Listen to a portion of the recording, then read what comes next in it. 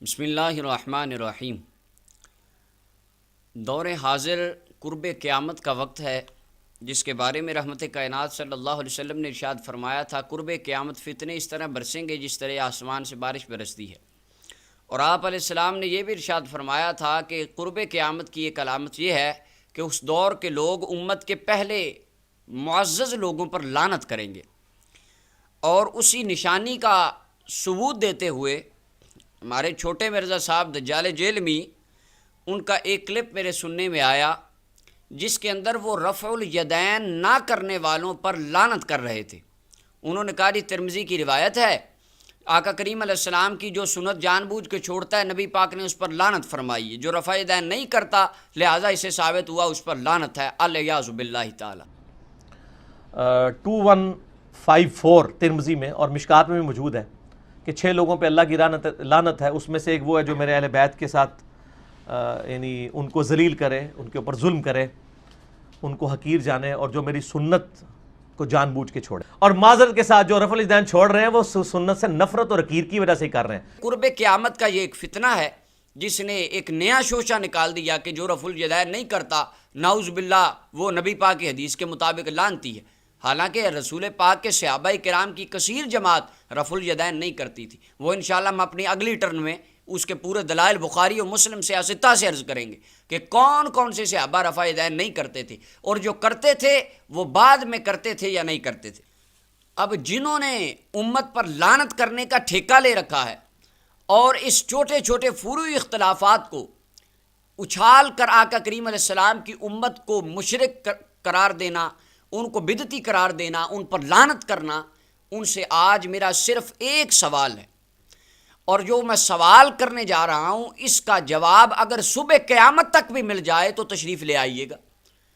ایک سوال جس کا جواب قیامت تک یہ نہیں لا سکتے، جو رفع الیدین کا جنہوں نے ٹھیکہ لے رکھا ہے، ان سے ایک سوال کریں، نبی اکرم صلی اللہ علیہ وسلم کی صرف ایک حدیث، یہ جو کہتے ہیں نا ساڑھے کو 300 حدیثاں نے، اسیاں نے تو 299 معاف لالا جی ایک لے آؤ، صرف ایک صحیح الاسناد روایت جس کے اندر نبی اکرم صلی اللہ علیہ وسلم نے 1,24,000 صحابہ میں سے کسی ایک صحابی کو حکم دیا ہو کہ تم رفع یدین کرو۔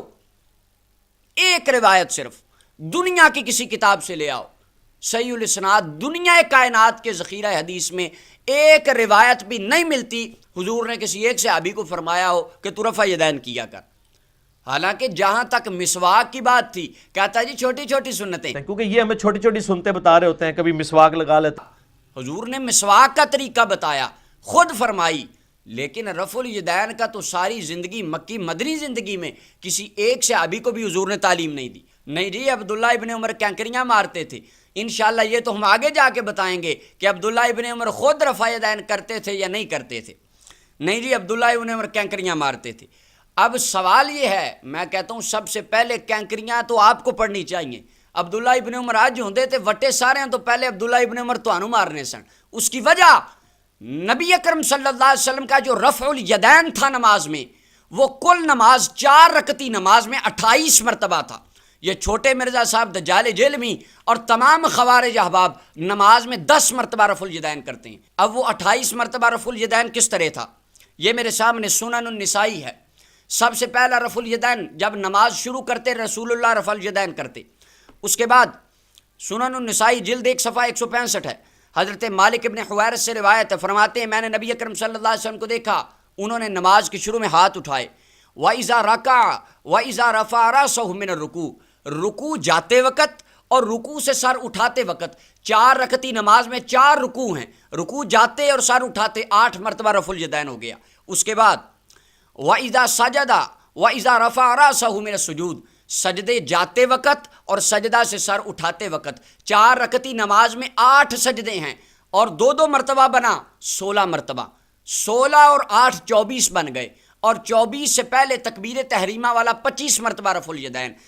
آگے سنیے، سنن ابن ماجہ جلد نمبر 1 صفحہ نمبر 62 کی روایت ہے، حضرت عمیر ابن حبیب رضی اللہ عنہ فرماتے ہیں، کان رسول اللہ صلی اللہ علیہ وسلم یرفع یدیہ مع کل تکبیرۃ فی الصلاۃ المکتوبہ، رحمت کائنات صلی اللہ علیہ وسلم فرض نماز میں ہر تکبیر کے ساتھ رفع الیدین کرتے۔ پہلی اور تیسری رکعت سے اٹھتے وقت رفع الیدین 27 مرتبہ، اور پہلے قعدہ سے اٹھتے وقت 28 مرتبہ۔ یہ وہ روایات ہیں جو بخاری مسلم اور صرف سیاہ ستہ کی حدیثیں، یہ جنہوں نے سیاہ ستہ کا جھنڈا اٹھایا، نہیں ہمیں تو سیاہ ستہ سے حدیث دکھاؤ۔ یہ ساری روایات سیاہ ستہ کی روایات۔ رحمت کائنات کی زندگی میں 28 مرتبہ رفع الیدین جو حضور نے اپنی زندگی میں 4 رکعتی نماز میں فرمایا، اور ان سے پوچھیں تو کہتے ہیں نہیں ہم تو 10 مرتبہ کریں گے۔ جو رسول اللہ کی اب حدیث ہم سنائیں گے تمہیں ترمذی والی، جو نبی پاک کی سنت چھوڑے گا اس پر لعنتی، تو پہلے لعنتی تو آپ خود بن گئے جو رفع الیدین نہیں کرتا۔ حالانکہ الیاذ باللہ ہمارا ایسا بالکل مذہب نہیں ہے کہ جو رفع الیدین کرتا ہے ہم اس کو لعنتی کہیں، نہیں، امت مصطفیٰ کا ایک گروہ شوافے میں وہ رفع الیدین کا قائل ہے، حنابلہ میں رفع الیدین کرتے ہیں، اور ہمارے آنکھوں کے تارے ہیں ان کے امام، ہم ان سب سے محبت کرتے ہیں۔ اصل ان فتنہ پرور لوگوں پر ان کی زبان میں لعنت کی جاتی ہے کہ نہیں جی وہ رسول پاک نے تو لعنت کر دی تھی، تو اس روح سے حضور نے کیا 28 مرتبہ، آپ کرتے ہو 10 مرتبہ، تو اس اعتبار سے تو لعنت آپ پہ بھی پڑے گی۔ نہیں جی عبداللہ ابن عمر کنکریاں مارتے تھے، عبداللہ ابن عمر کنکریاں مارتے تھے، حضور نے کیا 28 مرتبہ، آپ کرتے ہیں 10 مرتبہ۔ عبداللہ ابن عمر تو سب سے پہلے کنکریاں آپ کو ماریں گے، اگر چھوڑنا ہے تو پورا چھوڑو، اگر کرنا ہے تو پورا 28 مرتبہ کرو۔ پھر کہیں گے نہیں وہ سجدوں والا منسوخ ہو گیا تھا۔ تو میں آپ سے یہ بھی سوال کرتا ہوں، قیامت تک کا وقت ہے، کسی صحیح الاسناد روایت سے اس کا ہجری کا سن بتا دیجئے کہ کس سن ہجری میں سجدوں والا رفع الیدین منسوخ ہوا تھا۔ جس دن اس کی تاریخ مل جائے، بابی مفتوح ما دمت حیا۔ اگلی ٹرن میں رفع الیدین صحابہ کرام کرتے تھے یا نہیں کرتے تھے؟ امام بخاری رحمۃ اللہ علیہ کے استاذ اور رفع یدین کرتے تھے یا نہیں کرتے تھے؟ عبداللہ ابن عمر خود رفع یدین کرتے تھے یا نہیں کرتے تھے؟ انشاءاللہ اس کے تفصیلی دلائل اگلی ٹرن میں آئیں گے۔